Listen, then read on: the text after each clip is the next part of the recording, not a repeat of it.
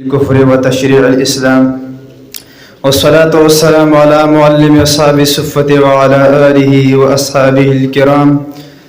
أما بعد، فأعوذ بالله من الشيطان الرجيم. بسم الله الرحمن الرحيم.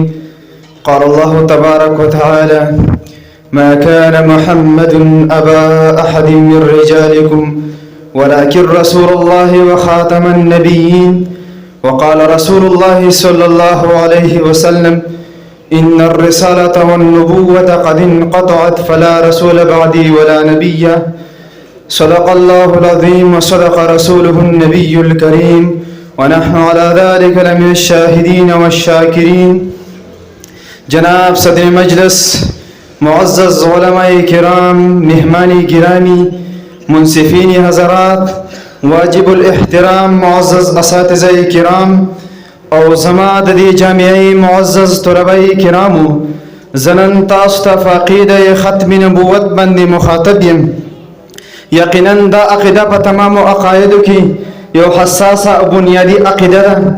ته دې وجنه د هر مسلمان دپاره دا عقیده لرل فرض دي. هم د دې وجنه الله رب العزت د دې عقیدې د اهمیت په بیان کې 100 قرآنی آیاتونه دا اشارتن او صراحتن ارشادات او فرمایل. تدی وجنه حضور اقدس علیه الصلاۃ والسلام د دې عقیدې په بیان کې 210 احادیث مبارکه ارشادات او فرمایل. کله چې حضور اقدس علیه الصلاۃ والسلام اخري عمر شو، اسد عنسی کذاب دجال د نبوت دعوه وکړه. حضور اقدس علیه الصلاۃ والسلام دغه د قتلولو حکم وکړل.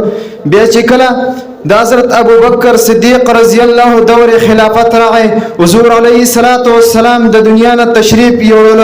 د مسلمه کذاب فتنه په عروج باندې روانه و. محترم، یو طرف ته کوم تاسو وګورو د دین د سربلندۍ لپاره، د اسلام د تحفظ لپاره مختلف غزوات شوي دي چې حضور اقدس علیه الصلاۃ والسلام په خپل پای کې شرکت کړی دی.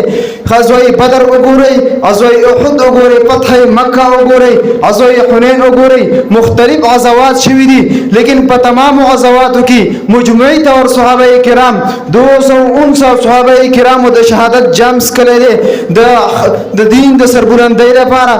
کله چې د جنگ یمامه میدان ولګېدلو، عقیده ختم نبوت مسله راغله، د ناموس رسالت مسله راغله. په دغه جنگ یمامه کې 1200 صحابه کرامو او تابعینو د عقیده ختم نبوت دپاره د شهادت جام وسکلو. په دې کې 700 صحابه کرامو، 700 پکې علماء کرامو، حفاظ کرامو چې هغه د نبی علیه الصلاۃ والسلام په خدمت کې قرآن مجید یاد کړی وو، چې هغه د نبی علیه الصلاۃ والسلام په خدمت کې د قرآن علوم زده کړي وو. لیکن یاد ساتئ، هغه د عقیده ختم نبوت د تحفظ دپاره د شهادت جام وسکلو. امت مسلمه دا خبره ثابته کړله چې زموږ نبی علیه الصلاۃ والسلام دا خاتم النبیین دی، بل نبی دنیا ته ناراضي. هم د دې وجنه امت مسلمه په دې خبره باندې اجماع ده، په دې خبره باندې اتفاق دی. زموږ کتاب دا خاتم الکتب دی، په دې خبره باندې د امت محمدیه اجماع ده. زموږ شریعت دا خاتم الشرائع دی، په دې خبره باندې اجماع ده. زموږ دین دا خاتم الادیان دی، په دې خبره باندې اجماع ده. زموږ نبی دا خاتم النبیین دی، بل نبی نشرات دی. که یو کس د نبوت دعوه کوي، هغه به دجالي، هغه کذابي، هغه د دایره اسلام نه خارجي. مرزا غلام احمد قادیانی د انګریزانو په اشاره سره رابره شولو. یو طرف ته کذاب دجال د نبوت دعوه کوي، بل طرف ته دا کذاب دجال زما د حضور اقدس علیه الصلاۃ والسلام په شان کې ګستاخی کوي. دا کذاب دجال روحاني خزائن جین نمبر 17 کې لیکلي دي او د حضور علیه الصلاۃ والسلام دپاره 3000 معجزې دي. د ځان دپاره برائر احمدیه حصہ پنجم کې لیکلي دي. دا کذاب دجال وایي زما دپاره د 10 لاکو نه زیاتې معجزې دي. لیکن یاد ساتئ وروڼو، دا کذاب دجال خپله پلیته ژبه نورم خوځولې ده. روحاني خزائن جین نمبر 21 کې دا خبره لیکلې ده، وایي زه د حضور علیه الصلاۃ والسلام نه نعوذ بالله افضل ما.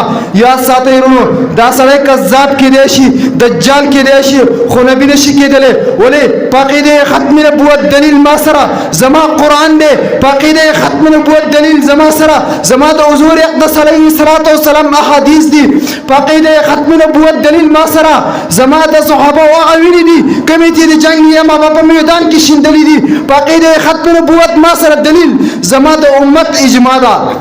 او که بیا دې تسلی نه کېږي راشه د نن نه 1400 کاله مخکې زما د حضور اقدس علیه السلام هغه ارشادات راوچت کا کوم چې حضور اقدس علیه السلام د عقیدې ختم نبوت په بیان کې فرمایلی دي.